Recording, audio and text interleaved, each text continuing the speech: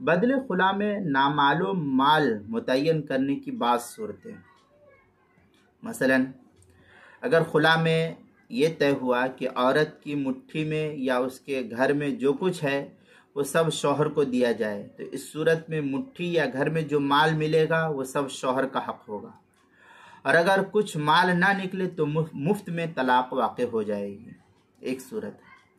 दूसरी सूरत यह कि औरत ने पेशकश की कि इस साल उसके बाग में जो फल आएगा या बकरी जो बच्चा देगी या मेरी जो आमदनी होगी वो बदले खुला बनेगी, और शौहर ने इस शर्त पर खुला को मंजूर कर लिया, तो इस सूरत में औरत पर सिर्फ महर लौटाना लाजिम होगा, बकिया कुछ माल वाजिब नहीं होंगे। तीसरी सूरत यह कि औरत ने कहा कि इस वक्त मेरे बाग में जो फल मौजूद हैं उन्हीं को मैं बदले खुला बनाती हूँ, ये खुला दुरुस्त होगा, और पूरा मौजूद फल शौहर को दे दिया जाएगा। और अगर बिलफर्ज बाग में फल मौजूद ही ना हो तो